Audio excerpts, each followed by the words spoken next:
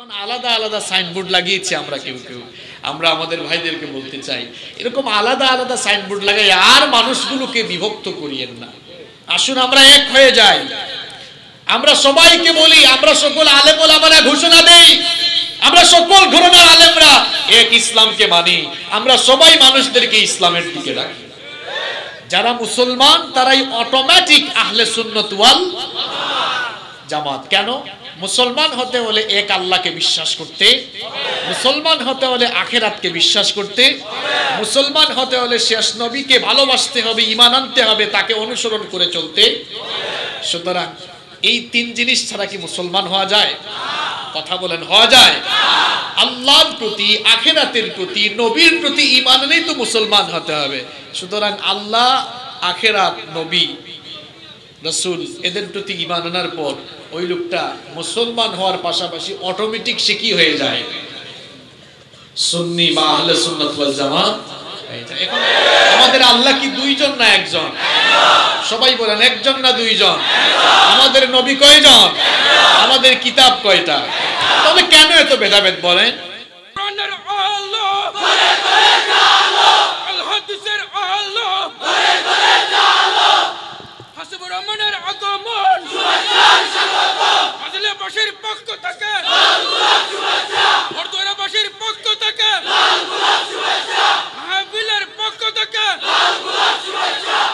আসসালামু আলাইকুম ওয়া রাহমাতুল্লাহি ওয়া বারাকাতুহু। ইন্নাল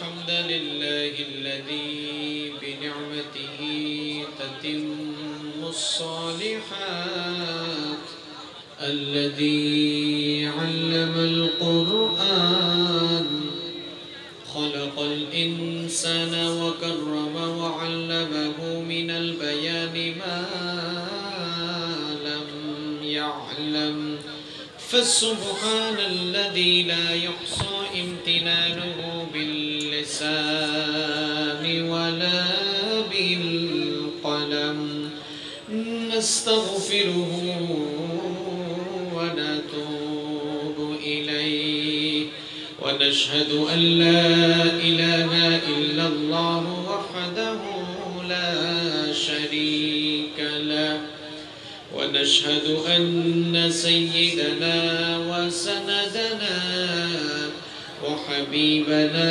وطبيبنا وطبيب أرواحنا محمدا عبد الله ورسوله أرسله بالحق بشيرا ونذيرا وداعيا إلى الله بإذنه وسراجا وقمرا منيرا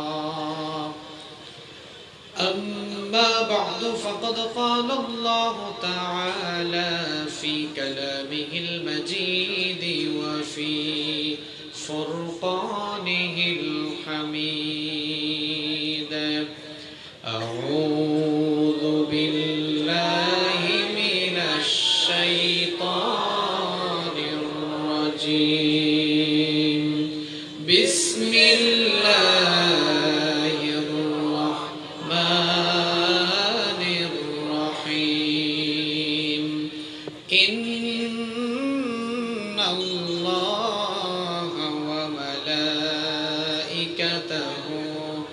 يصلون على النبي يا أيها الذين آمنوا صلوا عليه وسلموا تسليما اللهم صل على محمد وعلى آل محمد كما صليت على إبراهيم وعلى آل إبراهيم إنك حميد مجيد اللهم بارك على محمد وعلى آل محمد كما كما باركت على إبراهيم وعلى آل إبراهيم إنك حميد مجيد ربي زدني علما ربي زدني علما رب اشرح لي صدري ويسر لي أمري واحلل عقدة من لساني يفقهوا قولي سبحانك لا علم لنا إلا ما علمتنا إنك أنت العليم الحكيم صدق الله العظيم سبحان الله الحمد لله لا إله إلا الله سبحان الله الحمد لله لا إله إلا الله سبحان الله الحمد لله لا إله إلا الله তুমি বাঁচাও তুমি মারো অবিরত ক্ষমা করো তুমি বাঁচাও তুমি মারো অবিরত ক্ষমা করো ধরার যে জন তাকেই ধরো ধরার যে জন তাকেই ধরো তোমার মুঠোয় সবই আল্লাহ সুবহানাল্লাহ আলহামদুলিল্লাহ লা ইলাহা ইল্লাল্লাহ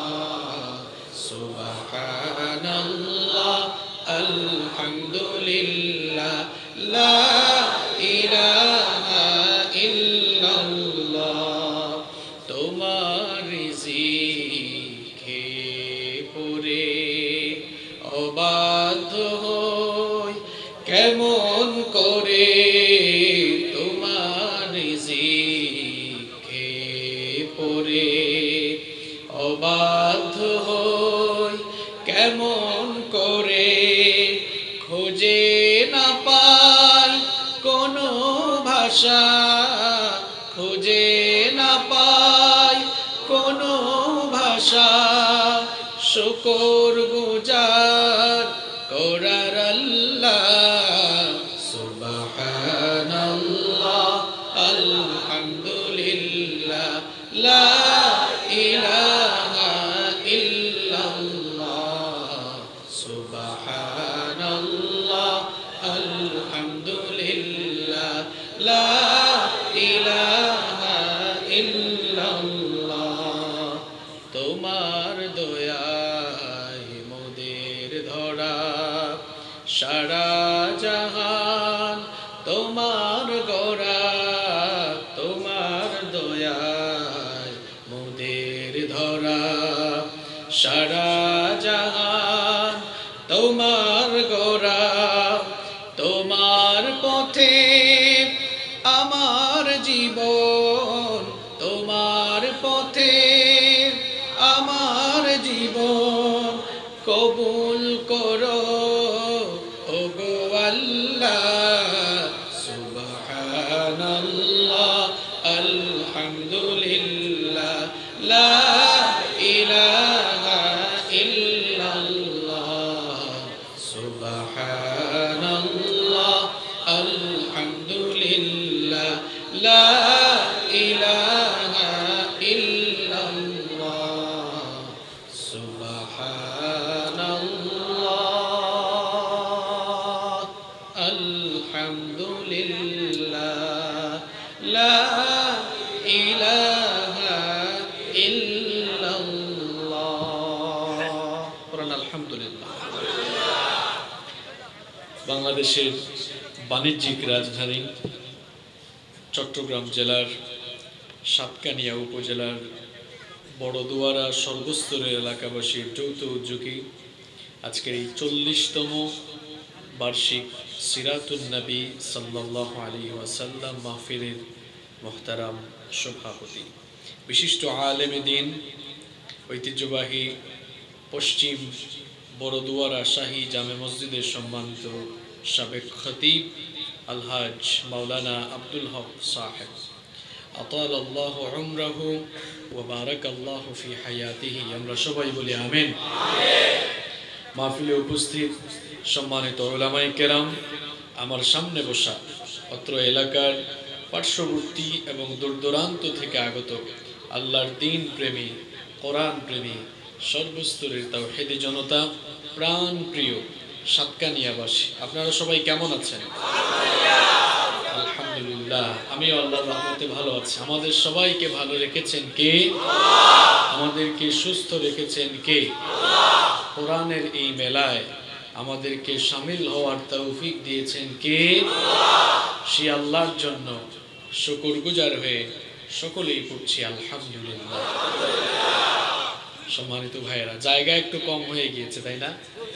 অনেক ভাইয়েরা জায়গা না পেয়ে আপনারা যে রাস্তায় দাঁড়িয়েছেন, আপনাদেরকে একটু সতর্ক থাকতে হবে, সাবধান থাকতে হবে, কারণ গাড়ি যাওয়া আসা করছে। আপনারা আবার ওয়াজ শুনতে শুনতে এত অমনোযোগী হয়ে যাবেন না যে গাড়ি উপরে উঠে যাবে আর কোনো দুর্ঘটনা আল্লাহ না করুক, এমনটা যেন না হয়। এজন্য ভলান্টিয়ার ভাইয়েরা আপনারা একটু বেশি সংখ্যক ভাইদেরকে রাস্তায় মোতায়েন করুন, যেন রাস্তায় অনাকাঙ্ক্ষিত কোনো ঘটনা না ঘটে। আমরা এখানে কোরআনের মাহফিলে বসেছি, আমরা শান্তিপূর্ণ পরিবেশে মোনাজাত করে আমরা আজকের এই প্রোগ্রাম সমাপ্ত করব ইনশাআল্লাহ। এজন্য ভলান্টিয়ার ভাইদের সর্বাধিক সংখ্যক ভাইয়েরা এদিকে আপনারা থাকেন, আর ওই দিকে দেখা যাচ্ছে দাঁড়িয়ে থাকার অনেক জায়গা আছে। যারা রাস্তায় দাঁড়িয়ে আছেন আপনারা চাইলে এই পেছনের ওই অংশে আপনারা অবস্থান করতে পারেন। আল্লাহ তাআলা আমাদেরকে কবুল করেন। সম্মানিত ভাইয়েরা, রাত অনেক হয়ে গিয়েছে, এই জন্য আমরা অপ্রাসঙ্গিক কথাবার্তা না বলে সরাসরি আল্লাহর কোরআন থেকে কিছু কথা শুনবো ইনশাআল্লাহ।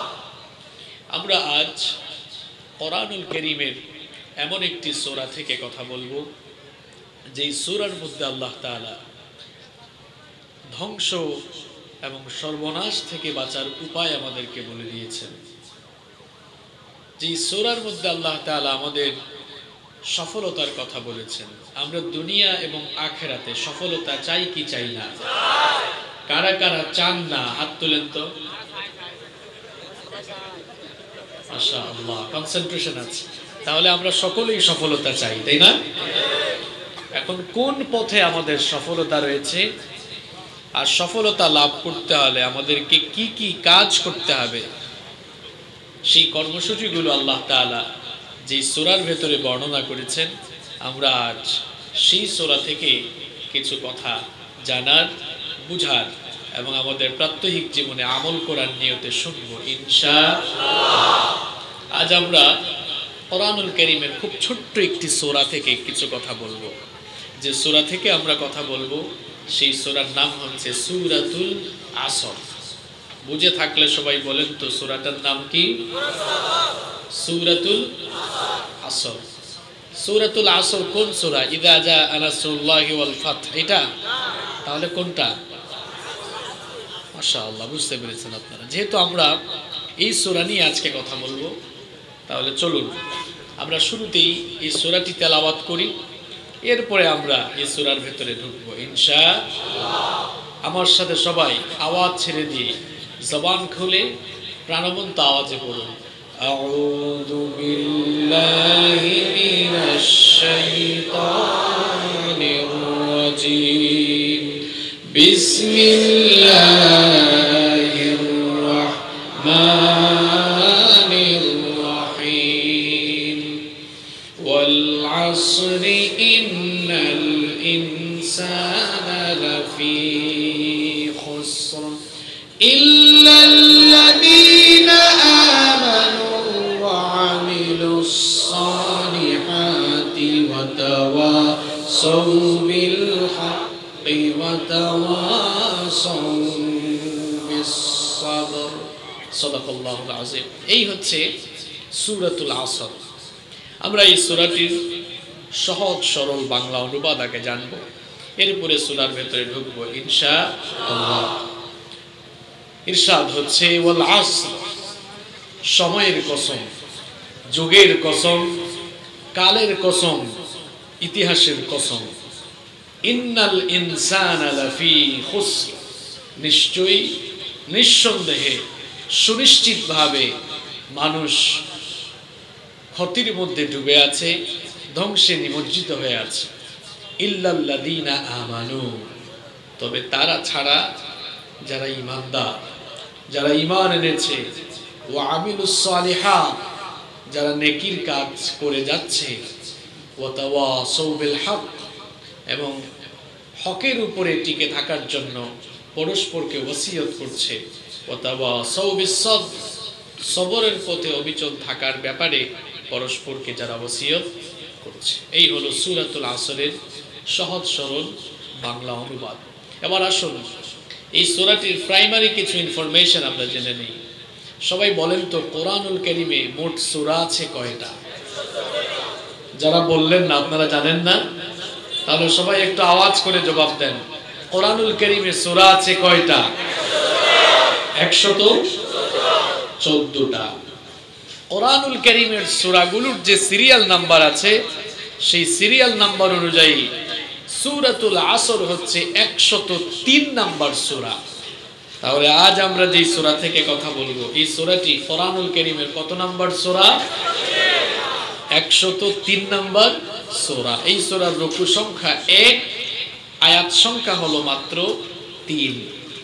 কোরআনুল কারীমের সূরাগুলো দুই ভাগে বিভক্ত, কিছু সূরা মাক্কি এবং কিছু সূরা মাদানী। মাক্কি সূরা কোনগুলো? রাসূল করিম সাল্লাল্লাহু আলাইহি ওয়াসাল্লামের হিজরতের পূর্বে মক্কায় যে সূরাগুলো নাজিল হয়েছে সেগুলোকে বলা হয় মাক্কি সূরা। রাসূল করিম সাল্লাল্লাহু আলাইহি ওয়াসাল্লামের হিজরতের পরে মদিনায় যে সূরাগুলো নাজিল হয়েছে সেগুলোকে বলা হয় মাদানী সূরা। আমরা আজ যে সূরাটি নিয়ে কথা বলবো, এটি রাসূল করিম সাল্লাল্লাহু আলাইহি ওয়াসাল্লামের মাক্কি জিন্দেগিতে নাজিল হওয়া একটি সূরা। সংখ্যাধিক্য মুফাসসিরিনে কেরামের অভিমত অনুযায়ী এই সূরাটি হলো মাক্কি সূরা। তাহলে বুঝে থাকলে সবাই জবাব দেন তো, সূরাতুল আসর এই সূরাটি মাক্কি নাকি মাদানী সূরা? মাক্কি সূরা। তাহলে এই সূরাটির প্রাইমারি ইনফরমেশন আমরা জেনে নিলাম। এবার একটু ক্লাস টেস্ট হয়ে যাক, কে কতটুকু বুঝলেন বলুন তো। এই সূরাটি কত নাম্বার সূরা? মাশাআল্লাহ। এই সূরার রুকু সংখ্যা কত? আয়াত সংখ্যা? সূরা মাক্কি নাকি মাদানী? মাশাআল্লাহ। এই যে তাফসীরের মাহফিলে কিংবা এই মাহফিলগুলোতে আলোচনা বুঝে বাড়ি যেতে পারা, এটি হচ্ছে সবচেয়ে বড় সফলতা। অনেকে আছে সে নিজে কথা বলতেছে আর শ্রোতারাও খুব মজা সহকারে শুনতেছে, কিন্তু দিলের কান দিয়ে শুনে না, এগুলো বুঝার চেষ্টা করে না। এজন্য ওই আলোচনাগুলো ইফেক্টিভ হয় না, ফলপ্রসূও হয় না। আমরা যা শুনবো আমরা যেন বুঝতে পারি, আর আমাদের প্র্যাকটিক্যাল লাইফে, আমাদের বাস্তবিক জীবনে যেন কথাগুলো আমল করতে পারি। আল্লাহ তাআলা আমাদেরকে তৌফিক দান করে। দেখেন, আমরা সূরাতুল আসর তেলাওয়াত করেছি, বাংলা অনুবাদ জেনে নিয়েছি, এরপরে এই সূরার প্রাইমারি ইনফরমেশন আমরা জানলাম। এবার আমরা এই সূরার ফজিলত নিয়ে কথা বলবো ইনশাআল্লাহ। এই সূরাটি খুব ফজিলতপূর্ণ সূরা, খুব দামি সূরা। এই সূরাটি আপনাদের সবার মুখস্থ আছে না? এখানে যারা এসেছেন, আমার তো মনে হয় এই সূরাটি আপনাদের সকলের মুখস্থ থাকার কথা, কারণ আমরা সবাই জানি এই সাতকানিয়ার মাটি ইসলামের ঘাঁটি। সুতরাং যেই জমিন ইসলামের জমিন, যেই মাটি ইসলামের ঘাঁটি, সেই জনপদের লোকদের সূরা আসর মুখস্থ থাকবে না, এটা হতে পারে না।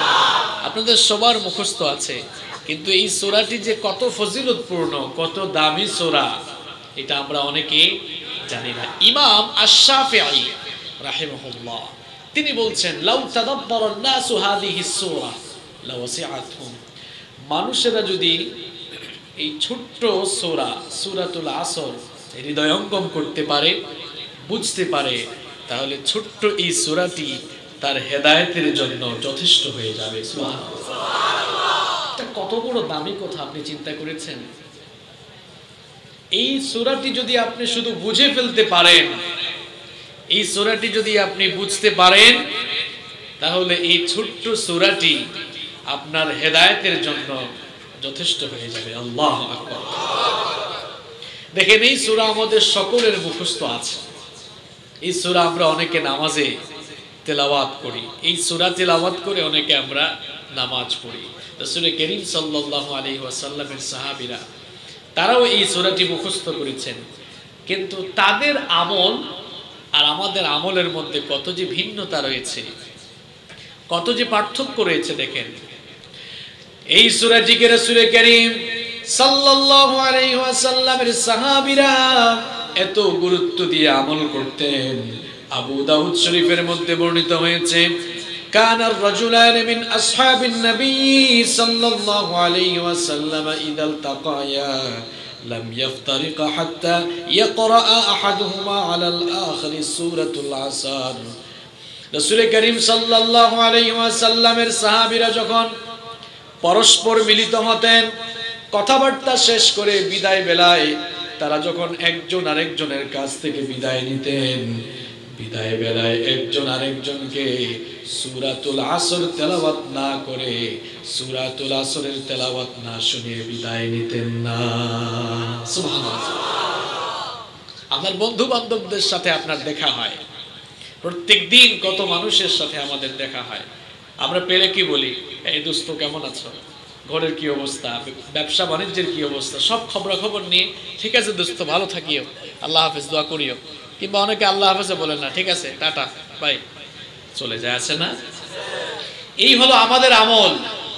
আর রাসূল করিম সাল্লাল্লাহু আলাইহি ওয়াসাল্লামের সাহাবীরা একজন আরেকজনের সাথে দেখা হয়েছে, তাদের সকল কথাবার্তা শেষ করার পর বিদায় বেলায় বলতেন, ভাই দাঁড়াও, ওয়াল আসর ইন্নাল ইনসানা লাফি খুসর ইল্লাল্লাযীনা আমানু ওয়া আমিলুস সালিহাতি ওয়া তাওয়াসাউ বিল হক ওয়া তাওয়াসাউ বিস সাবর।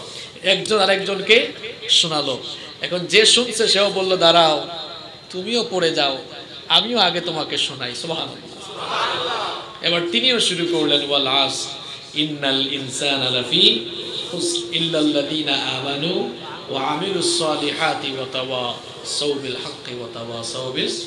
যাও, এবার তুমি যাইতে পারো। এখন বলেন তো, রাসূল করিম সাল্লাল্লাহু আলাইহি ওয়াসাল্লামের সাহাবীদের মতো এই সূরাটি এইরকম ডেইলি রেগুলার প্রত্যেকদিন আমল করেছেন কে কে? হাত তোলেন তো দেখি। দেখছেন, একজনও নাই।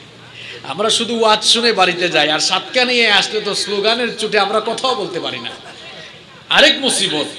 তো আমার সাতকা নিয়ার ভাইদেরকে বলতে চাই, শুধু স্লোগান দিলে চলবে না, স্লোগানও লাগবে। আল্লাহর জমিনে আল্লাহর দ্বীন কায়েমের জন্য স্লোগানও লাগবে, কিন্তু স্লোগানের চাইতে আল্লাহর দ্বীনকে বেশি বেশি বুঝাও লাগবে। কারণ না বুঝতে পারলে শুধু স্লোগান দিয়ে কাজ হবে না, আল্লাহর দ্বীনকে বুঝতে হবে। কোরআনুল কারীম হৃদয়ঙ্গম করে বুঝে দিলের ভেতরে ঢুকাতে হবে। দিলের ভেতরে ঢুকাতে পারলেই ওই সকল লোকদেরকে দিয়েই এই জমিনে বিপ্লব সম্ভব হবে ইনশাআল্লাহ। আমরা যেন শুধু আবেগী স্লোগানওয়ালা পাবলিক না হয়, আমরা যেন কাজের কাজী হই। বুঝতে পেরেছেন কথা, নাকি রাগ করলেন? সম্মানিত ভাইয়েরা, তাহলে আমরা আসেন একটি আমল শিখি। এখন থেকে আমরা কারোর সাথে দেখা হলে বিদায় বেলা সূরা আসর তেলাওয়াত করব।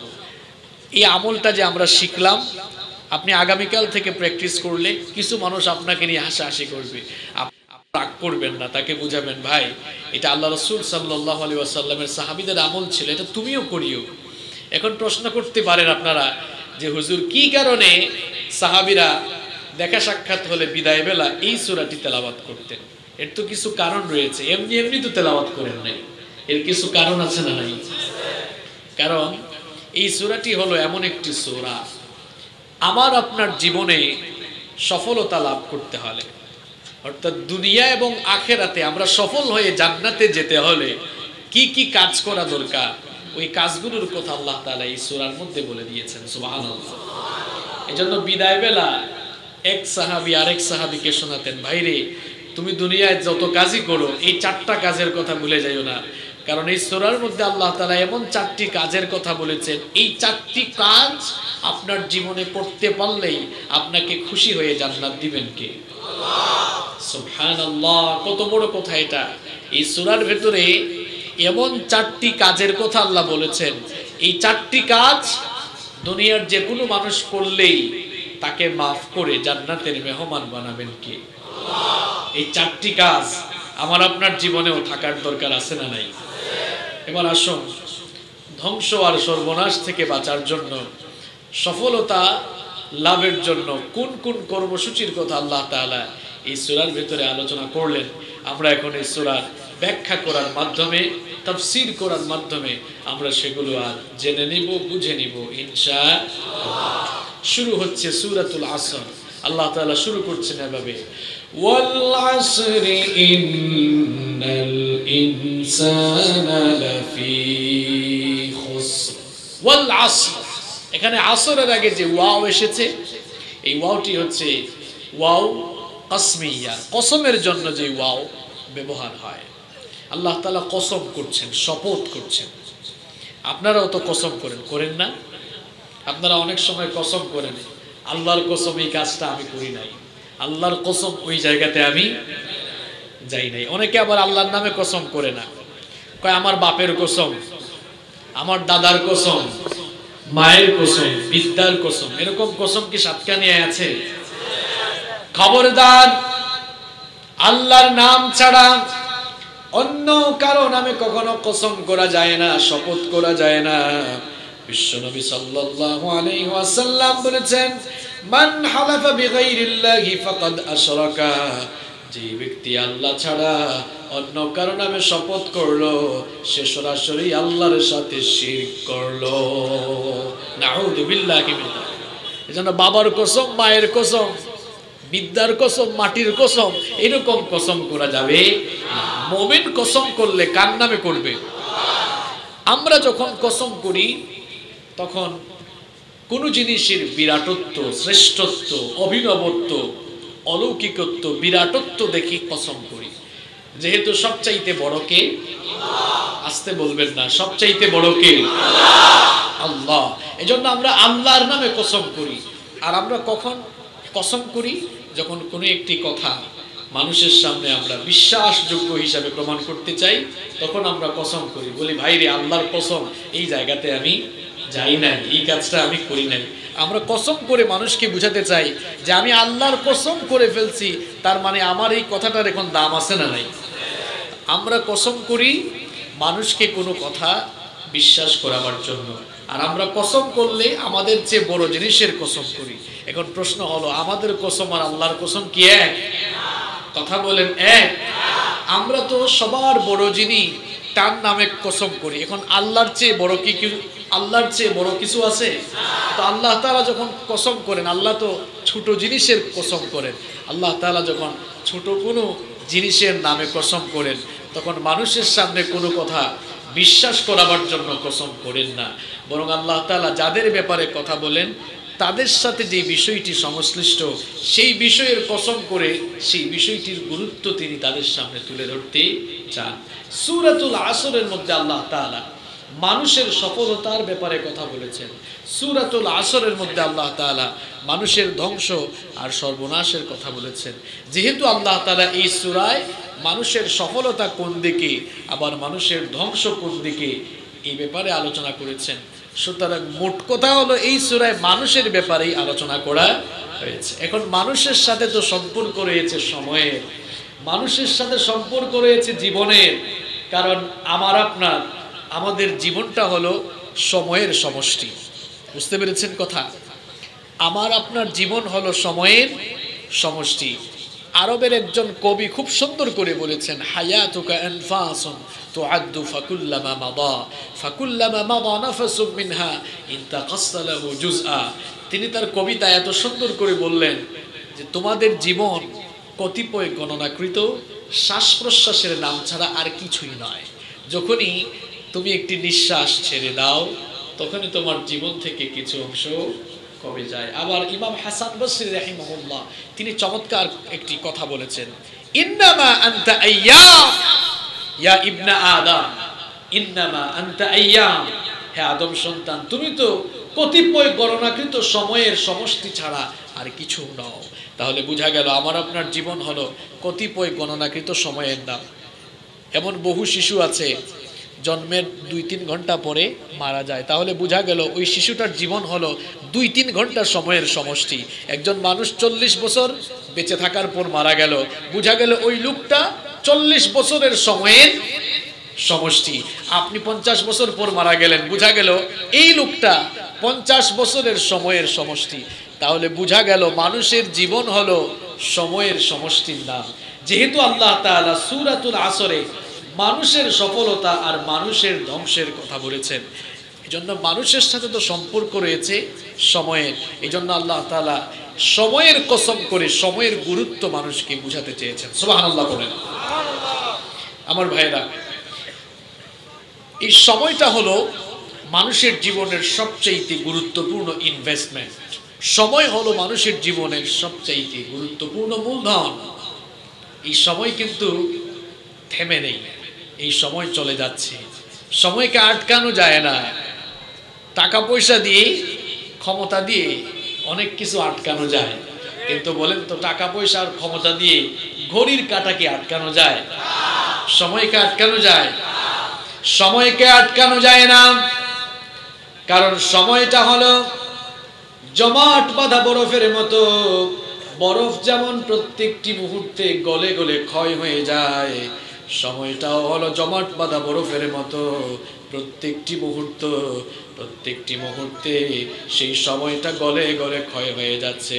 ইমাম রাজি রাহমাতুল্লাহি আলাইহি বলছেন, আমি একজন বরফ বিক্রেতার কাছ থেকে সূরাতুল আসরের ব্যাখ্যা বুঝেছিলাম। আমি একবার বাজারে গেলাম, বাজারে যাওয়ার পর আমি শুনলাম এক লোক চিৎকার করে বলছে, ওই মানুষটার উপরে তোমরা রহম করো, ওই লোকটার প্রতি তোমরা দয়া করো, যেই লোকটার পুঁজি গলে যাচ্ছে। এই লোকটার কথা শুনে আমি অবাক হয়ে গেলাম, মনে মনে ভাবলাম পুঁজি আবার গলে কেমনে? পুঁজি তো গলার জিনিস না। এই জন্য আমি কৌতূহলী মন নিয়ে লোকটার কাছে গেলাম। কাছে গিয়ে দেখলাম ওই লোকটা একজন বরফ বিক্রেতা। সময় যত যাচ্ছে লোকটার বরফ ততই ক্ষয় হয়ে যাচ্ছে, লয় হয়ে যাচ্ছে। এই জন্য লোকটা চিৎকার করে বলছে, এই মানুষটার প্রতি তোমরা রহম করো, যার পুঁজি গলে যাচ্ছে। কথাটির অর্থ হলো লোকটা তো তার পুঁজি, তার ইনভেস্টমেন্ট, তার মূলধন এই বরফের ব্যবসার জন্য খাটিয়েছে। সুতরাং এখন যদি তার বরফগুলো বিক্রি হওয়ার আগেই ক্ষয় হয়ে যায়, তাহলে তো তার পুঁজি নষ্ট হয়ে যাবে। এই জন্য লোকটা চিৎকার করে বলেছিল, ওই মানুষটার প্রতি রহম করো, যার পুঁজি নষ্ট হয়ে যাচ্ছে, পুঁজি গলে যাচ্ছে। ইমাম রাজি রহমাতুল্লাহি আলাইহি তখন চিৎকার করে বললেন, এতদিন পরে আমি সূরাতুল আসরের ব্যাখ্যা বুঝলাম। আমাদের জীবনটাও হলো ওই বরফ বিক্রেতার বরফের মতো, প্রত্যেকটি মুহূর্ত যাচ্ছে, আমাদের জীবন থেকে সময়গুলো কমে যাচ্ছে, আর প্রত্যেকটি মুহূর্তে কবরের দিকে আমরা ধাবমান হয়ে যাচ্ছি। আমাদের জীবন থেকে সময় চলে যাচ্ছে, কিন্তু আমরা গাফেল হয়ে আছি। যেদিন আমাদের জন্ম হয়েছিল সেই জন্মের দিন থেকে এখন পর্যন্ত আমাদের হায়াত কমতেছে না বাড়তেছে? কমতেছে না বাড়তেছে? মানুষের হায়াত বাড়ে নাকি কমে? হায়াত বাড়ে নাকি কমে? কিছু কিছু মানুষ তো বলে হায়াত বাড়ে না, হায়াত বাড়ে না, হায়াত কি হয়? কমে। মনে করেন আমার কাছে 10টা কলম আছে, এই ভাইকে যদি একটা কলম দিয়ে দেই, কলম বাড়লো না কমলো? বুঝে শুনে জবাব দিয়ে। আজকে কিন্তু স্লোগানওয়ালা আলোচনা হবে পরে, বুঝার আলোচনা হবে আগে ইনশাআল্লাহ। আগে কথাগুলো বুঝেন। 10টা কলম থাকলে এই ভাইকে একটা কলম দিয়ে দিলে কলম কমবে না বাড়বে? যেদিন মায়ের পেট থেকে আমরা এসেছি সেদিন থেকে এখন পর্যন্ত সময়গুলো কমতেছে না বাড়তেছে? প্রত্যেকটি সেকেন্ড যাচ্ছে, প্রত্যেকটি মিনিট অতিবাহিত হচ্ছে, আমি আপনি মৃত্যুর দিকে ক্রমেই ধাবমান হয়ে যাচ্ছে। সময় আমাদের কাছ থেকে চলে যাচ্ছে। এই সূরার মধ্যে আল্লাহ তাআলা ধ্বংস আর সর্বনাশের পথ উল্লেখ করে সফলতার পথ উল্লেখ করলেন। এই সফলতা লাভ করতে হলে যেই কাজগুলো করা দরকার ওই কাজগুলো দুনিয়ার সময়ের ভেতরেই করতে হবে। যতদিন আমরা বেঁচে থাকবো, বেঁচে থাকার এই সময়গুলোতে করতে হবে। এই জন্য রব্বুল আলামিন সূরাতুল আসরের শুরুতে সময়ের কসম করে সময়ের গুরুত্ব আমাদেরকে বুঝালেন। আমাদেরকে আল্লাহ তাআলা বুঝাতে চাইলেন, আমার গোলামেরা, আমার বান্দারা, তোমার জীবনের সবচাইতে গুরুত্বপূর্ণ মূলধন ওই সময়টাকে নষ্ট করো না। কারণ সময়টা প্রত্যেকটি মুহূর্তেই কমে যাচ্ছে, সময় ফুরিয়ে যাচ্ছে। ওই সময় ফুরিয়ে যাওয়ার আগে তোমাদের জীবনের সবচাইতে গুরুত্বপূর্ণ মূলধন এই সময়কে কাজে লাগাও। আমার সাতকানিয়ার ভাইরা মন দিয়ে শোনেন, একজন পরীক্ষার্থী পরীক্ষার হলে প্রবেশ করার পর তার জন্য নির্দিষ্ট 3 ঘন্টা সময় বরাদ্দ থাকে। কোন পরীক্ষার্থী যদি পরীক্ষার হলে ঢোকার পর ডানে বামে তাকায়, অযথা সময় নষ্ট করে, পরীক্ষার হল পরিদর্শক যিনি থাকেন তিনি যেমন ওই ছেলেটাকে ডাক দিয়ে বলেন, বাবারে তোর সময়গুলো এদিক সেদিক তাকিয়ে নষ্ট করিস না, ডানে বামে সামনে পিছনে তাকিয়ে 3 ঘন্টা গুরুত্বপূর্ণ সময়ের গুরুত্বপূর্ণ টাইমগুলো নষ্ট করিস না। একজন হল পরিদর্শক, একজন শিক্ষক যেমন তার ছাত্রকে সুন্দর করে সময়ের গুরুত্ব বুঝান, সময় নষ্ট না করার জন্য আদর করে ডেকে বলেন, রব্বুল আলামিনও যেন তামাম দুনিয়ার সকল মানুষদেরকে আদর করে ডেকে বললেন, ওয়াল আসরি ইন্নাল ইনসানা লাফি খুসর। সময়ের কসম করছি আমি আল্লাহ সময়ের কসম করছি, বান্দারা নিশ্চয়ই তোমরা ক্ষতিতে পড়ে যাবা। এই সময় তোমাদের সাথে সম্পৃক্ত, এই সময়কে কাজে না লাগালে ক্ষতির মধ্যে পড়ে যেতে হবে। আমাদের জীবন থেকে সময় কমে যাচ্ছে। দেখেন, আমি যখন আপনাদের এখানে পৌঁছালাম তখন রাত বাজলো মনে হয় 9:40 বা 50 এরকমই। এরপরে এখানে উঠলাম, কথা বলা শুরু করলাম। কথা বলা শুরু করার পর থেকে আমার সময় কিন্তু কমে যাচ্ছে, সময় কিন্তু কমে যাচ্ছে। আমরা এখানে যারা আছি আমাদের সবার সময় কমে যাচ্ছে, আমরা কবরের দিকে প্রতিনিয়ত ধাবমান হচ্ছি। আল্লাহ তাআলা কি কারণে এই সূরার শুরুতে সময়ের কসম করলেন? দেখেন, সময়ের নামে আল্লাহ একটা সূরা নাজিল করলেন, সূরাতুল আসর। মানে সময়, আসর মানে ইতিহাস, আসর মানে আসরের সময়, আসর মানে সকল সময় এর অন্তর্ভুক্ত হয়ে যায়। মুফাসসিরিনে কিরাম বিভিন্ন মত দিয়েছেন। তো আল্লাহ তাআলা সময়ের কসম করলেন কেন? এই সূরার মধ্যে আল্লাহ তাআলা সফলতা লাভের জন্য যে কাজগুলো করা দরকার ওই কাজগুলো করতে হলেও তো সময় লাগে। এজন্য সময়ের কসম করে বললেন যে সফলতার কাজগুলো ওই সময়ের ভেতরে করো। কোন সময়? যতদিন তোমাদেরকে হায়াত দেয়া হয়েছে, এর চেয়ে বেশি পাওয়া যাবে না, কমও পাওয়া। এই সময়গুলোকে কাজে লাগানোর জন্য দেওয়া হয়েছে। আমরা এখানে এসেছি, এই দুনিয়া হলো পরীক্ষার হলের মতো। পরীক্ষার হলে একজন পরীক্ষার্থী ঢুকলে তার জন্য নির্দিষ্ট সময় বরাদ্দ থাকে, 3 ঘন্টা 2.5 ঘন্টা এরকম সময় বরাদ্দ থাকে। আমরাও দুনিয়াতে এসেছি, এক একজনের জন্য এক এক সময় বরাদ্দ আছে। ওই সময় চলে গেলে আমরা আর পৃথিবীতে থাকতে পারবো না। ওই সময় চলে যাওয়ার আগে সময়টাকে কাজে লাগাতে হবে, কারণ এই সময় প্রত্যেকটি মুহূর্তে আমাদের কাছ থেকে চলে যাচ্ছে। যাদের বাড়িতে কাঁটাওয়ালা ঘড়ি আছে, কাঁটাওয়ালা ঘড়ির দিকে মনোযোগ দিয়ে তাকাবেন, দেখবেন কাঁটাওয়ালা ঘড়ির মধ্যে সেকেন্ডের একটা কাঁটা আছে, মিনিটের একটা কাঁটা আছে, আবার ঘন্টার আর একটা কাঁটা আছে না নাই? সেকেন্ডের কাঁটা ঘোরার কারণে মিনিটের কাঁটা ঘুরে যায়, মিনিটের কাঁটা ঘোরার সাথে সাথে ঘন্টার কাঁটাটাও ঘুরে যায়। আমার আপনার জীবন নামক একটা ঘড়ি আছে, প্রত্যেক দিন অতিবাহিত হয়। এই দিন অতিবাহিত হওয়ার কারণে সপ্তাহ ঘুরে যায়, সপ্তাহ ঘুরে যাওয়ার কারণে মাস ঘুরে যায়, মাস ঘুরে যাওয়ার কারণে বছর ঘুরে যায়। কাঁটাওয়ালা ঘড়ির মতো আমার আপনার জীবন নামক ঘড়িও প্রত্যেকটি মুহূর্তে ঘুরছে। ঘুরতে ঘুরতে এই ঘড়ির সময়টাও ফুরিয়ে যাবে, আর মৃত্যুর সময় আমাদের আরো বেশি নিকটবর্তী হয়ে যাচ্ছে, ঠিক কি না? এই সময় চলে যাওয়ার আগে সময়টাকে কাজে লাগাতে হবে। ঠিক ঠিক ঠিক ঠিক যে ঘড়িটা বাজে, ঠিক ঠিক বাজে, কেউ কি জানে সেই ঘড়িটা লাগবে কয়দিন কাজে? টিক টিক টিক টিক যে ঘড়িটা বাজে ঠিক ঠিক বাজে, কেউ কি জানে সেই ঘড়িটা লাগবে কয়দিন কাজে।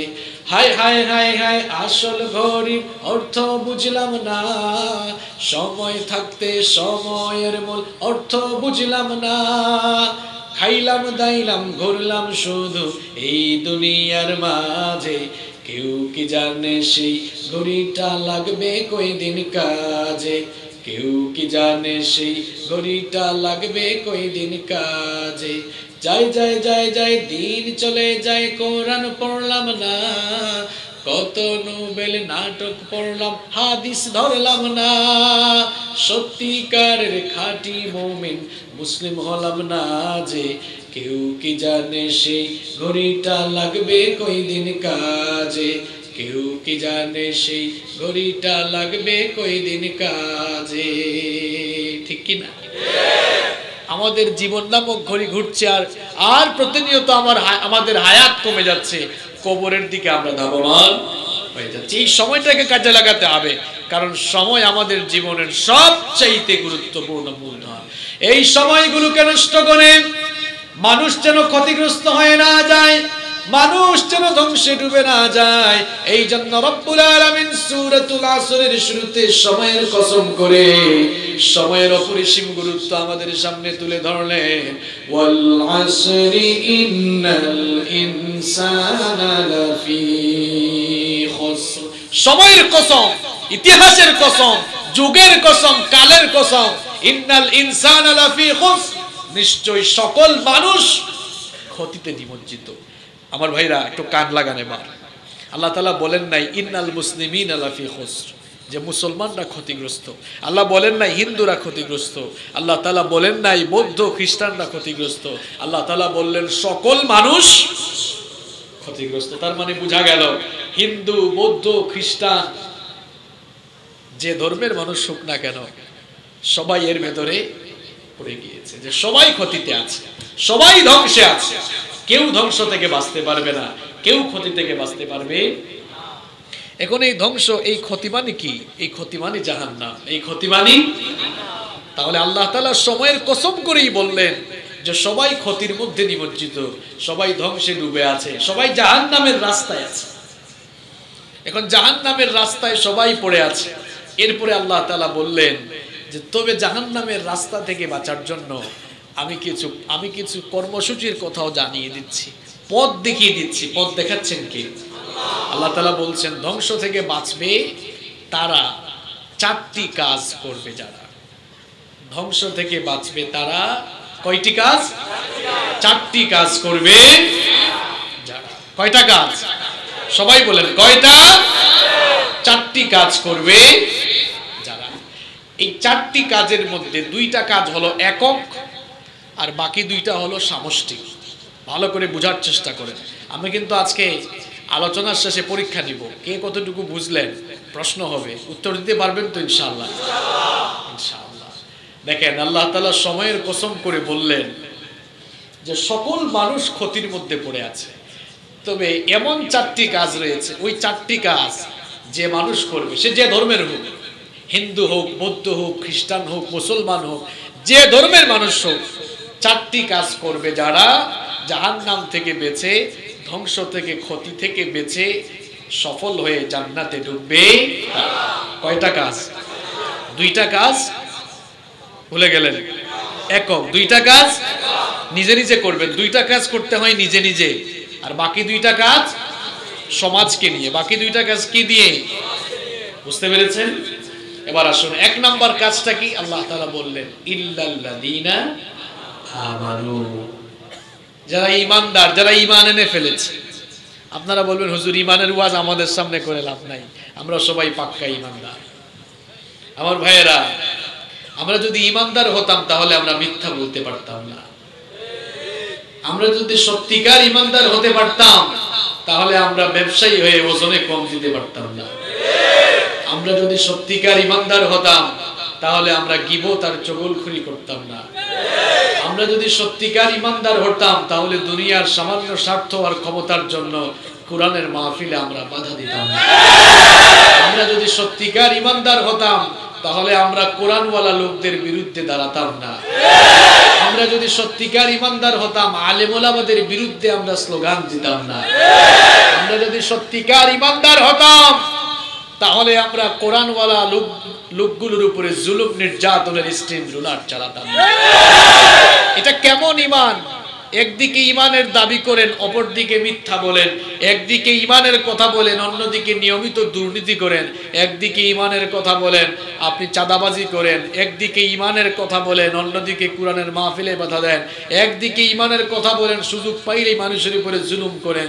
এইভাবে মুখ দিয়ে ইমানের কথা বলে বাস্তবিক জীবনে অন্যায় আর অপকর্ম করে যেই সকল লোকেরা সমাজে ইমানদারির ভাব দেখায়, এর নাম ইমানদারি নয়, এর নাম বেঈমানি, এর নাম মুনাফিকি। ইমানের ওয়াস্তা আমাদেরই লাগবে। জান্নাত কি আপনার মামু বাড়ি নাকি যে আপনি মুখ দিয়া বলেন আমি ইমানদার হয়ে গিয়েছি? এটা মৌখিক দাবি করার বিষয় নয়, এটা কাজ দিয়া দেখায় দেওয়ার বিষয়। ইমানদার মরে গেলে মিথ্যা বলতে পারে না। একজন ইমানদার কখনো চুগলখুরি করতে পারে না, গীবত করতে পারে না। একজন ইমানদার, একজন মুসলমানের সন্তান কখনো কোরআনের মাহফিলে এসে গুন্ডা মাস্তানের মতো বাধা দিতে পারে না। একজন ইমানদার কখনো কোরআনওয়ালা লোকদের উপরে জুলুম চালাতে পারে না। যদি চালায়, বুঝতে হবে এটা আব্দুল্লাহ বিন উবাই বিন সুলুলের মতো মুখ দিয়ে ইমানের কথা বলে আর তলে তলে ইসলামকে জবাই করার কাজ করে। আপনারা বলেন, আপনারা নগদ টাকা দিয়ে বাজার থেকে পচা তরকারি কিনবেন? কারা কারা কিনবেন হাত তোলেন। কেউ রাজি না, দেখছেন? নগদ টাকা দিয়ে পচা তরকারি কে কিনবেন বলেন? নগদ টাকা দিয়ে কেউ কখনো পচা মাছ কিনবে?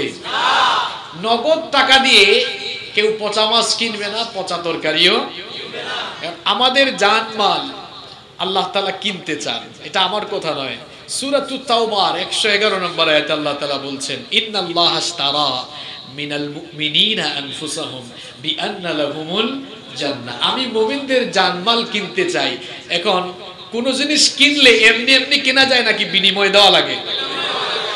বিনিময় দেওয়া লাগে। আমার আপনার জান আর মাল আল্লাহ তাআলা কিনবেন, বিনিময় তো সাধারণ বিনিময় হবে না, বিনিময় টাকা পয়সা হবে না, বিনিময় ধন দৌলত কিংবা ক্ষমতা হবে না। এমন বিনিময় দুনিয়াতে কেউ দেওয়ার সক্ষমতা রাখে আল্লাহ তাআলা বলছেন, মুমিনদের জান মাল আমি কিনে নিব। যারা তাদের জান মাল আমার কাছে বিক্রি করে দিবে, আমি বিনিময় হিসাবে তাদেরকে আমার বানানো জান্নাত দিব। সুবহানাল্লাহ। আওয়াজ শুনে মনে হইলো এরা কেউ স্যাটিসফাইড না। আমার আপনার জানমাল আল্লাহকে দেওয়ার পর আল্লাহ যদি জান্নাত দেন, আপনারা খুশি না বেজার? আপনারা খুশি না বেজার? এবার আসেন, নগদ টাকা দিয়ে আপনারা পচা তরকারি, পচা মাছ যদি না কিনতে চান, আল্লাহর কি ঠেকা পড়ছে? আল্লাহ তার নগদ জান্নাত দিয়া আমার আপনার গীবতখুরি, চগলখুরি, অপকর্ম আর অন্যায়কারী জানমাল আল্লাহ কিনবেন, আল্লাহর কি ঠেকা পড়ছে নাকি? কথা বলেন। নগদ টাকা দিয়ে যেমন কেউ পচা তরকারি আর পচা মাছ কিনে না, তেমনি আল্লাহরও ঠেকা পড়ে নাই। আল্লাহ জান্নাত দিয়ে আমার আপনার মতো মুনাফিকি মার্কা ইমানওয়ালা লোকদের জানমাল নিয়ে আল্লাহ জান্নাত দিবেন, আল্লাহরও তো ঠেকা পড়ে নাই। আল্লাহ তাআলা কোন সকল মুমিনদের জন্য জান্নাত রেখেছেন? যারা নিজেদেরকে আল্লাহর কাছে বিক্রি করে দিয়েছে। বিক্রি মানে কি? আপনাদেরকে এখানে বাস্তবিক একটা দৃষ্টান্ত দিই। মনে করুন আমার এই ভাই এই ফোনটা আমার কাছে বিক্রি করলেন, এটা একটা এক্সাম্পল দিচ্ছি। এই ফোনটা আমার কাছে বিক্রি করার পরে এই ফোনটার মালিক কি উনি থেকে গেলেন না আমি হয়ে গেলাম? আমি হয়ে গেলাম। এই ফোনটার মালিক যখন আমি হয়ে গেলাম, তখন এই ফোনটা উনার মতো চলবে না আমার মতো চলবে? আমার মতো চলবে। কেন? কারণ ফোনটার মালিক ওনার কাছে যতক্ষণ ছিল ততক্ষণ উনার মতো চলেছে, আমার কাছে আসার পর এখন আমার মতো এটা চলবে। আল্লাহর কাছে যদি আপনি নিজেকে বিক্রি করে দেন, তাহলে আপনি কি আর আপনার মতো চলতে পারবেন? কথা বলেন, চলতে পারবেন? আপনি আর আপনার মতো চলতে পারবেন না। তখন চলতে হবে কার মতো? আপনি আর আপনার মতো চলতে পারবেন না। আজান হয়ে গেলে আপনি আপনার মতো ঘুমাইতেও পারবেন না, কাজ করতেও পারবেন না। আল্লাহর বিধান মতো আপনাকে নামাজে দৌড়াতে হবে।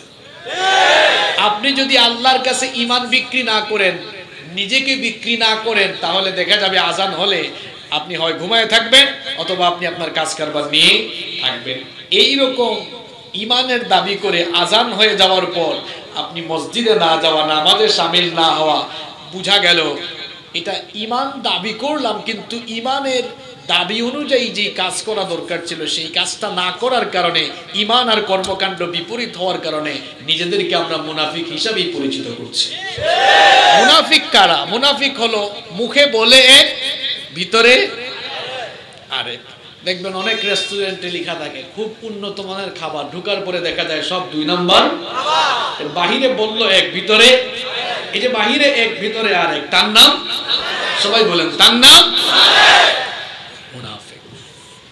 ঈমান এটি হচ্ছে ফাউন্ডেশন।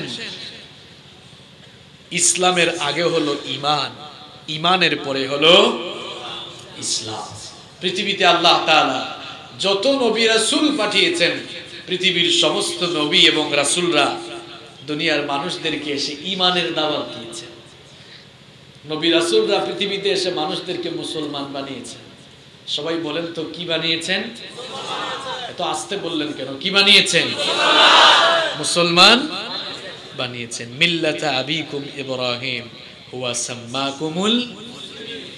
দেখেন সমস্ত নবীরা মুসলিম ছিলেন, তারা মানুষদেরকে মুসলমান বানিয়েছেন। এখন আমাদের মধ্যে কিছু ভাইয়েরা না বুঝার কারণে তারা মুসলমান পরিচয় না দিয়ে, কেউ পরিচয় দেয় আমি আহলে হাদিস, কেউ পরিচয় দেয় আমি গরম সুন্নি, কেউ কয় আমি একটু ঠান্ডা। এরকম আছে না? আমি কি ভুল বললাম? কেউ কয় আমি আহলে সুন্নাত ওয়াল জামাত, কেউ কয় ভাই আমি ওয়াহাবি, কেউ কয় আমি নজদি, কেউ কয় আমি সালাফি। এই যে এক একজন এক এক পরিচয় দিচ্ছে, আমরা কেউ মুসলমানের পরিচয় দেই না। দুঃখজনক হলো মুসলমানিত্বের পরিচয় না দিয়ে আমরা এই সকল পরিচয় দিয়ে দলে দলে ভাগ হয়ে যাচ্ছি, আর গোটা পৃথিবীতে অমুসলিমদের কাছে আমরা ফুটবলে পরিণত হয়ে দিক দিগন্তে শুধু লাথি খাচ্ছি। আমাকে এক ভাই বললেন আমার পরিচয় জানেন, আমি কিন্তু সুন্নি। আমি বললাম তাই? আমি তো মুসলমান। আমি কি মুসলমান? কারণ পৃথিবীর সমস্ত নবীরা মুসলমান ছিলেন, তারা মানুষদেরকে মুসলমান বানিয়েছেন। সুন্নি নামে আলাদা কোনো সাইনবোর্ড নাই, আহলে হাদিস নামে আলাদা কোনো সাইনবোর্ড নাই। যিনি মুসলমান তিনি অটোমেটিক সুন্নি। যারা মুসলমান তারাই অটোমেটিক আহলে সুন্নাত ওয়াল জামাত। কেন? মুসলমান হতে হলে এক আল্লাহকে বিশ্বাস করতে, মুসলমান হতে হলে আখিরাতকে বিশ্বাস করতে, মুসলমান হতে হলে শেষ নবীকে ভালোবাসতে হবে, ঈমান আনতে হবে, তাকে অনুসরণ করে চলতে। সুতরাং এই 3 জিনিস ছাড়া কি মুসলমান হওয়া যায়? কথা বলেন, হওয়া যায়? আল্লাহর প্রতি, আখিরাতের প্রতি, নবীর প্রতি ঈমান এনেই তো মুসলমান হতে হবে।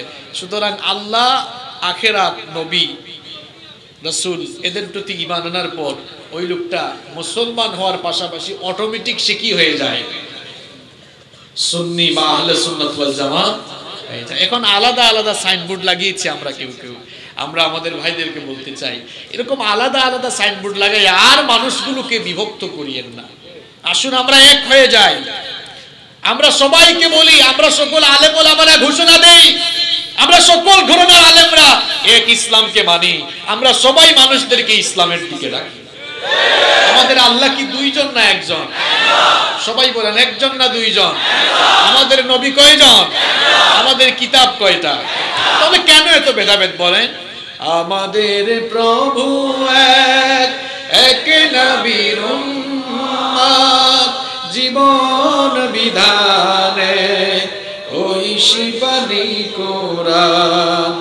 আমাদের প্রভু এক, এক নবীর উম্মত, জীবন বিধানে ওই শিবানী কোরআন। তবে কেন এক নও হে মুসলমান, এক হও এক করিয়া মান। বলেন আমিন। আমরা যদি এক হয়ে যেতে পারি তাহলে দেখবেন গোটা পৃথিবী আমাদের সামনে প্রধানত হয়ে যাবে ইনশাআল্লাহ। আসুন ছোটখাটো মতপার্থক্য ভুলে যাই, একজন আরেকজনকে বুকে টেনে নেই, ভিন্ন মতকে শ্রদ্ধা করতে শিখি, একটু উদার হতে শিখি। আল্লাহ যেন তৌফিক দেয়।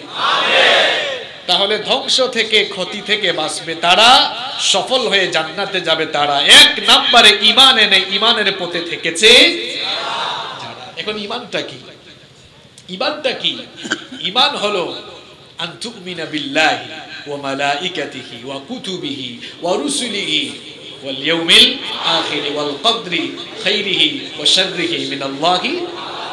ঈমান হলো আল্লাহর প্রতি ঈমান আনা। ঈমান হলো আল্লাহর প্রতি ঈমান আনা। ঈমান হলো ফেরেশতাদের প্রতি ঈমান, আল্লাহর কিতাবাদি, আল্লাহর সমস্ত রাসূল, আখিরাত দিবস এবং তাকদীরের প্রতি, তাকদীরের ভালো মন্দের প্রতি বিশ্বাস স্থাপন করা। ঈমান শুধু মুখ দিয়ে দাবি করার বিষয় নয়। ঈমান হলো আল ইকরার বিল লিসান, মুখ দিয়ে ঘোষণা দিয়ে, তাসদীক বিল জিনান, অন্তরে ঈমানকে লালন করা। ওয়া আমালুম বিল আরকান, এবং নিজের কর্মের মাধ্যমে নিজের ঈমানের প্রতিফলন ঘটানো। এখন আপনি যদি সত্যিকারের ঈমানদার হন, তাহলে অন্যায় এবং অপকর্ম করতে গেলে আপনার দিল কেঁপে উঠবে কার ভয়ে? কার ভয়ে? এই জন্য রব্বুল আলামিন কোরআনে কারীমে ঈমানদারদের পরিচয় দিলেন, মুমিনদের পরিচয় দিলেন। ইন্নামাল মুমিনুনাল্লাযীনা ইযা যুকিরাল্লাহু ওয়াজিলাত قلوبهم وإذا تليت عليهم آياته زادتهم إيمانا وعلى ربهم يتوكلون। কোরআন কারীমের 8 নম্বর সূরা সূরাতুল আনফালের 2 নম্বর আয়াতে রব্বুল আলামিন বললেন, নিশ্চয়ই মুমিন তো তারা, ঈমানদার তো তারা, যাদের সামনে আল্লাহর নাম উচ্চারণ হলে, আল্লাহর স্মরণ হলে, আল্লাহর ভয়ে তাদের দিল কেঁপে ওঠে। আর তাদের সামনে যখন আল্লাহর আয়াতগুলো তেলাওয়াত করা হয়, তখন তাদের ঈমান আরো বেড়ে যায়। ঈমানদার তারা, আল্লাহর কথা মনে হলেই যাদের দিল কেঁপে। সুতরাং ঈমানদার আল্লাহর ভয়ে মিথ্যা বলবে না, কারণ যখনই মিথ্যা বলতে যাবে তখন অন্তর কেঁপে উঠবে কার ভয়ে? ঈমানদার সুদ ঘুষের সাথে সম্পৃক্ত থাকতে পারে না, কারণ সুদ ঘুষ খাওয়ার বেলায় অন্তরে তার কার ভয়ে কাজ করবে? ঈমানদার কখনো কোরআনের মাহফিলে বাধা দিবে না, কারণ বাধা দিতে গেলেই অন্তরে কার ভয়ে কাজ করবে? ঈমানদার কখনো দুর্নীতি করতে পারে না, ঘুষ খেতে পারে না, কারণ দুর্নীতি ঘুষ খেতে গেলে অন্তরে কার ভয়ে কাজ করবে? ঈমানদার কখনো অন্যায় বা অপকর্মের সাথে নিজেকে জড়াতে পারে না, কারণ ঈমানদার অন্যায় অপকর্ম করতে গেলে সবার আগে দিলে যার ভয় জেগে উঠবে তিনি কে? এই রকম ঈমান এনে মৃত্যুর আগ পর্যন্ত ঈমানের দাবি অনুযায়ী আল্লাহ আর রাসূলের বিধান মোতাবেক জীবন পরিচালনা করবে যারা, সেই সকল ঈমানদারদের ব্যাপারে সফলতার সুসংবাদ দিয়েছেন কে? কোরআনে কারীমের 49 নম্বর সূরা, কোরআনে কারীমের 41 নম্বর সূরা, সূরা হামিম আস-সাজদা এর 30 নম্বর আয়াতে রব্বুল আলামিন বললেন, ইন্নাল্লাযীনা ক্বালু রাব্বুনাল্লাহু সুম্মা ইসতাকামু তাতানাজ্জালু আলাইহিমুল মালাইকা আল্লা তাখাফু ওয়া লা তাহজানু ওয়া আবশিরু বিল জান্নাতিল্লাতী কুনতুম তুআদুন। আল্লাহ তাআলা বলছেন, নিশ্চয়ই যারা ঘোষণা করেছে আল্লাহ আমাদের রব, সবাই একটু আওয়াজ ছেড়ে দিয়ে বলেন তো আমাদের রব কে? যারা ঘোষণা দিয়েছে আল্লাহ আমাদের রব, আর সেই রবের বিধান মোতাবেক সেই রবের পথে যারা জীবন বড় অবিচল থেকেছে, এদের মৃত্যুর সময় ফেরেশতারা আগমন করে সুসংবাদ দিয়ে বলে, আল্লাহর বান্দা, তোমার জন্য কোনো ভয় নেই, তোমার জন্য কোনো চিন্তা নেই, চিরদিনের জন্য আল্লাহর জান্নাতে ঢোকার সুসংবাদ নিয়ে তুমি প্রত্যাবর্তন করো। সুবহানাল্লাহ। তাহলে ঈমানের পথে চললে সফলতার সুসংবাদ দিয়েছেন কে? এই সূরার মধ্যে আল্লাহ তাআলা সময়ের কসম করে ধ্বংস আর ক্ষতি থেকে বাঁচার জন্য এবং সফল হওয়ার জন্য 1 নাম্বার যে কাজের কথা বললেন, সেটা হলো ঈমান এনে ঈমানের পথে। ঈমান এনে শুধু নিজেকে গরু খাওয়ারা মুসলমান দাবি করলেই হবে না। আর চট্টগ্রামে গরু কিন্তু মানুষ বেশি খায়, সপ্তাহে মেজবান আছে না নাই? আমাদের চট্টগ্রামের মানুষ খুব বিলাসী, খুব শৌখিন মানুষ, তাই না? তো বলেন তো আপনারা, কারো বাবা ডাক্তার, এখন সে একদিন ঘোষণা করলো আমার বাবা তো ডাক্তার, এখন আমি তার ছেলে, উত্তরাধিকার হিসাবে আমিও ডাক্তার ঘোষণা করলাম, আসেন আপনারা আমার কাছে, আমার চেম্বারে আসেন, আমি এখন থেকে আপনাদেরকে দেখবো, আমার কাছে আসেন। আপনারা যাবেন নাকি ঝাড়ু দিয়া পিটাবেন? কারণ সে তো ডাক্তারি পড়াশোনা করে নাই। ডাক্তার হতে হলে কি হতে হবে? পড়াশোনা করতে হবে। সুতরাং ডাক্তারের ঘরে জন্ম নিয়ে যেমন ডাক্তার হওয়া যায় না পড়াশোনা না করলে, বাপ দাদা ভালো মুসলমান থাকলেও আপনি ওই বাপের ঘরে জন্ম নিয়ে ভালো মুসলমান হতে পারবেন না যতক্ষণ না মুসলমানিত্বের কাজ আপনার ভেতরে না থাকে। ঈমান আনা বড় কথা নয়, ঈমানের পথে টিকে থাকাই হচ্ছে সবচেয়ে বড় কথা। ঈমানের পথে টিকে থাকাও অত সহজ নয়। ঈমানের পথে টিকে থাকতে হলে সার্বক্ষণিক শয়তানের সঙ্গে লড়াই করতে হবে। আজান হলেই তো শয়তানের সঙ্গে লড়াই শুরু হয়। শয়তান বলে ঘুমা, আর আপনি বলেন না নামাজ। আল্লাহু আকবার। আপনি যদি নামাজে চলে আসতে পারেন, বিজয়ী কে? শয়তান না আপনি? শয়তান না আপনি? আপনি বিজয়ী হয়ে গেলেন। ঈমানের পথে থাকা মানে হলো প্রত্যেকটা মুহূর্তে শয়তানের সঙ্গে যুদ্ধ করা। ঈমানের পথে থাকা মানে হলো প্রত্যেকটি মুহূর্তে তাগুতের সঙ্গে লড়াই করা।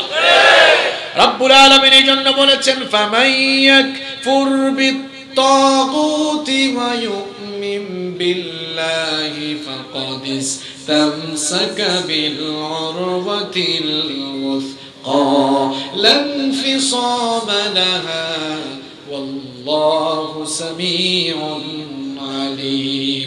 আল্লাহ তাআলা বললেন তাগুতের সঙ্গে যারা কুফরি করবে, এরপরে যারা ঈমান এনে ঈমানের পথে অবিচল থাকবে, তারা এমন একটি শক্ত রশিকে আঁকড়ে ধরবে যে রশি থেকে কখনোই তারা ছিন্ন হতে পারবে না। এখন তাগুত মানে কি? তাগুত মানে হলো যে নিজে আল্লাহর আইন মানে না, মানুষদেরকেও আল্লাহর আইন মানতে অমান্য করে। নিজে নামাজ পড়ে না, নামাজীদেরকে সুযোগ পাইলে পিটায়। নিজে মাহফিলে আসে না, যারা মাহফিলের আয়োজন করে এদেরকে করতেও দেয় না। নিজে অন্যায় করে মানুষকে অন্যায়ের দিকে ধাবিত করতে চায়, এরা হলো তাগুত। নিজে আল্লাহর আইন মানে না, সমাজে আল্লাহর আইন বাস্তবায়ন হতেও দেয় না। এরকম মানুষ পৃথিবীর বিভিন্ন জায়গায় আছে না? তাহলে ঈমান মানে হলো প্রত্যেকটি মুহূর্তে শয়তানের সঙ্গে লড়াই করা। ঈমান মানে হলো প্রত্যেকটি মুহূর্তে তাগুত শক্তির সঙ্গে লড়াই করে চলা, এর নাম ঈমান। তাহলে ধ্বংস থেকে, ক্ষতি থেকে বাঁচবে তারা, সফল হবে তারা এক নম্বরে ঈমান এনে ঈমানের পথে চলবে। এবার আসেন, কথা বলবেন না এখানে, কথা বলেন কেন? এরপরে আসেন নাম্বার 2, ইল্লাল্লাযীনা আমানু। এরপরে কি? সবাই বলেন তো, এরপরে কি? ইল্লাল্লাযীনা আমানু ওয়া আমিলুস সালিহাত। এরপরে 2 নম্বর কর্মসূচি হলো ধ্বংস থেকে, ক্ষতি থেকে বাঁচবে তারা ঈমান আনার পরে ওয়া আমিলুস সালিহাত, নেক কাজ, ভালো কাজ করবে যারা। সুবহানাল্লাহ। এখানে ঈমানের পরেই দেখেন কাজের কথা বলা হলো, কারণ ঈমান আর নেক আমল একটি আরেকটির সাথে সম্পৃক্ত। ঈমান ছাড়া যেমন আমলের দাম নাই, আমল ছাড়া ঈমানেরও কোনো দাম। কি শুনতেছেন আপনারা? এই ভাইরা এদিকে তাকান, এখন কিন্তু গুরুত্বপূর্ণ জায়গায় চলে আসছে একেবারে, বুঝতে পেরেছেন? আল্লাহ তাআলা ঈমানের পরেই নেক আমলের কথা বলেছেন, কেন জানেন? এই নেক আমল ছাড়া ঈমানের দাম নাই, আবার ঈমান ছাড়া নেক আমলেরও দাম নাই। এইজন্য আল্লাহ তাআলা কোরআনুল কারীমের যত জায়গায় ঈমানের কথা বলেছেন, ঈমানের পরেই নেক আমলের কথা বলেছেন। যেমন আল্লাহ তাআলা বলছেন ইন্নাল্লাযীনা আমানু ওয়া আমিলুস সালিহাতি কানাত লাহুম জান্নাতুল ফিরদাউসি নুজুলা খালিদিনা ফিহা লা ইয়াবগুনা আনহা হিওয়ালা। কোরআনে কারীমের 18 নম্বর সূরা সূরাতুল কাহফের 107 থেকে 108 নম্বর আয়াতে রব্বুল আলামিন বললেন, নিশ্চয়ই যারা ঈমান এনেছে, ঈমান আনার পরে যারা নেকির কাজ করেছে, সৎকর্ম করেছে, ভালো কাজ করেছে, আমি তাদের জন্য 1 নম্বরের জান্নাত, জান্নাতুল ফিরদাউস প্রস্তুত রেখেছি। আর আস্তে বলেন সুবহানাল্লাহ। তাহলে বোঝা গেল ঈমান আনার পরে ভালো কাজ যারা করবে তাদের জন্য 1 নম্বরের জান্নাত রেখেছেন কে? এবার আপনারা বুদ্ধিমান লোকের মতো জবাব দেন তো, ঈমান না এনে সারা জীবন ভালো কাজ করলে জান্নাত পাওয়া যাবে? তাহলে বোঝা গেল ঈমান ছাড়া ভালো কাজের কোনো দাম নাই। মনে করেন একটা লোকের ঈমান নাই, এটা একটা এক্সাম্পল। ঈমান নাই, 5 ওয়াক্ত নামাজ পড়লো, সাজদা দিল, সওয়াব পাবে? কেন পাবে না? কি নাই? ঈমান নাই। এখন ঈমান নাই, এখনো মুসলমান হয় নাই, ঈমান আনে নাই, রোজা রাখলো, এই রোজার পুরস্কার আল্লাহর কাছ থেকে পাবে? ঈমান নাই, মানুষকে সহযোগিতা করে, দান সদকা করে, দুনিয়ার মানুষের কাছ থেকে সে বাহবা পাবে, যশ খ্যাতি পরিচিতি লাভ করবে, কিন্তু তার এই কাজের জন্য আল্লাহর কাছ থেকে কোনো পুরস্কার পাবে? কিন্তু যদি ঈমান থাকে, কাজের পুরস্কার আছে না নাই? সুবহানাল্লাহ। শুধু কাজের পুরস্কার না, যদি আপনার ঈমান থাকে, কাজ করার আগে ভালো কাজের নিয়ত করলেই আমলনামায় সওয়াব দেন কে? সুবহানাল্লাহ কইতে মন চায় না? আল্লাহর নবী বলেছেন, যদি ঈমান থাকে, ঈমানওয়ালা ঈমানদার মানুষ ভালো কাজ করলে যেমন সওয়াব পায়, ভালো কাজ করার আগে ভালো কাজের নিয়ত যখন করে, নিয়ত করার সঙ্গে সঙ্গে আমলনামায় একটা নেকি দেন কে? এরপরে ওই ভালো কাজ যখন সম্পন্ন করে দেয়, তখন আল্লাহ তাআলা একটা ভালো কাজের বিনিময়ে 10 গুণ সওয়াব আল্লাহ বাড়িয়ে দেয়। তাহলে ঈমান আনলে নেকি দান করেন কে? ঈমান আর নেক আমল হলো বীজ বৃক্ষের মতো। এই যে একটা গাছ না, গাছ কি না এটা? এই গাছ, এটা কি জন্মলগ্ন থেকে এভাবে ছিল নাকি? একদিন এটা কি ছিল? বীজ ছিল। বীজ ছাড়া গাছ হইতে পারে? ঠিক তেমনি ভাবে ঈমান ছাড়া নেক আমলেরও কোনো দাম থাকে, আবার আমল ছাড়া ঈমানেরও কোনো দাম থাকে। একটি আরেকটির পরিপূরক, একটি আরেকটির পরিপূরক। দেখেন সুবহানাল্লাহ, আল্লাহ কত দয়াময়, আপনি চিন্তা করেছেন? আচ্ছা বলেন তো, আপনাদের সাতকানিয়া থানায় কেউ যদি কোনো অপকর্ম করে ফেলে আর কেউ যদি পুলিশের কাছে মামলা দেয়, পুলিশ তারে পাইলে সালাম করবে না অ্যারেস্ট করবে? অ্যারেস্ট করবে। আর আল্লাহ তাআলা কেমন রহমান, কত দয়াময় দেখেন। আমি আপনি যখন শয়তানের ওয়াসওয়াসায় পড়ে একটি গুনাহের কাজ করে ফেলি, আল্লাহ তাআলা ফেরেশতাদেরকে বলেন, রাখ, একটু অপেক্ষা কর, গুনার কাজটা লিখিস না, দেখ আমার বান্দা ফিরে আসে কিনা, আমার বান্দা ফিরে আসে কিনা। গুনার কাজে দেখেন, নেক কাজের নিয়ত করা মাত্রই একটা নেকি দেন কে? আপনি কাজটা করেন নাই, শুধু নিয়ত করছেন। মনে করেন নিয়ত করেছেন আগামীকাল কিছু এতিমদেরকে আমি খাওয়াবো। আচ্ছা, এতিমদেরকে খাওয়ানো ভালো কাজ না খারাপ কাজ? এই যে আজকে রাতে নিয়ত করলেন, আল্লাহ বললেন তাড়াতাড়ি আমার বান্দার আমলনামায় সওয়াব লিখে দে। সুবহানাল্লাহ। আরেক লোক নিয়ত করছে আগামীকাল আমি চুরি করব। কথা বুঝেন আপনারা? দুইজনেই নিয়ত করছে। এখন ফেরেশতাদেরকে আল্লাহ বললেন, আমার এই বান্দার নিয়ত করেছে কালকে এতিম খাওয়াবে, তাড়াতাড়ি সওয়াব লেখ। নিয়ত করে ফেলছে, একটা লিখে ফেল, আর করে ফেললে আরো কয়টা? আরেকজন বলছে আগামীকাল কাশেম সাহেবের বাড়ি চুরি করব। কাশেম নামে কি এলাকায় কেউ আছে নাকি? আবার ভয় পাইয়েন না, এটা একটা এক্সাম্পল দিচ্ছে। আরেকজন বলল চুরি করব। এখন ফেরেশতারা গুনাহটা লিখে না, আল্লাহ বলেন রাখ, এমনও তো হইতে পারে আমার বান্দা চুরি করার সময় গিয়েও ফিরে আসতে পারে, রাখ, লিখিস না। সুবহানাল্লাহ। যদি চুরি থেকে ফিরে আসে, মাফ করে দেন কে? আর আল্লাহ তাআলা কত দয়াবান দেখেন, অপকর্ম করলে পুলিশ পাইলে গ্রেফতার করে, আর আল্লাহ তাআলা গুনাহগার মানুষগুলোর দিকে তাকায় থাকেন, দেখি না আমার বান্দা কখন তওবা করে মাফ চায়, তওবা করে ফেললে মাফ করে দিবেন কে?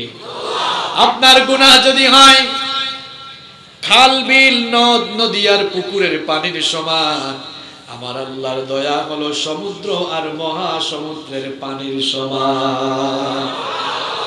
আপনার গুনাহ যদি হয় বিশাল ওই পাহাড়ের সমান, আপনার জেনে রাখা দরকার আমার আল্লাহর দয়া হলো মাথার উপরের বিশাল এই আকাশের সমান। আপনার গুনাহ যদি হয় সুবিশাল এই আকাশের সমান, আপনার জেনে রাখা দরকার আমার আল্লাহর দয়া হলো তার আরশের সমান। বান্দা গুনাহ করে ফেলে, আল্লাহ দেখেন, তাকায় থাকেন, দেখি আমার বান্দা মাফ চাই কিনা। মাফ চাইলেই, তওবা করলেই মাফ করে দেন কে? তবে খালি তওবা করলেই মাফ হয় না, তওবা কবুলের শর্ত এই 5 শর্ত পূরণ না করে সারা জীবন কেউ তওবা করলে এর তওবা আল্লাহর কাছে কবুল হবে না। তাহলে তো জানা দরকার কোন 5টা শর্ত, জানা দরকার কিনা? 1 নাম্বার হলো আপনি যে গুনাহগার, এটা আল্লাহর কাছে স্বীকার করা, আল্লাহ আমি গুনাহগার স্বীকৃতি দিলাম। 2 নাম্বার হলো নিজের এই অপরাধের জন্য, গুনাহের জন্য আল্লাহর কাছে লজ্জিত হওয়া, অনুতপ্ত হওয়া। 3 নাম্বার হলো এই গুনাহের জন্য আল্লাহর কাছে কায়মনোবাক্যে মাফ চাওয়া। 4 নাম্বার হলো এই গুনাহের কাজ সেকেন্ড টাইম করবেন না, কার সাথে ওয়াদা করা। আর 5 নাম্বার হলো বান্দাকে ফিরিয়ে দেওয়া অথবা তার কাছে মাফ চেয়ে দেওয়া। আল্লাহর হক যেগুলো নষ্ট করেছেন, আল্লাহর হক কি? নামাজ ছেড়ে দিয়েছেন, মিথ্যা বলছেন, গীবত করছেন, এরপরে আপনি বিভিন্ন ইবাদত ছেড়ে দিয়েছেন, এগুলো আল্লাহর হক, আল্লাহর হকের সাথে সংশ্লিষ্ট। এগুলো আল্লাহর কাছে মাফ চাইলে আল্লাহ মাফ করলেও করে দিতে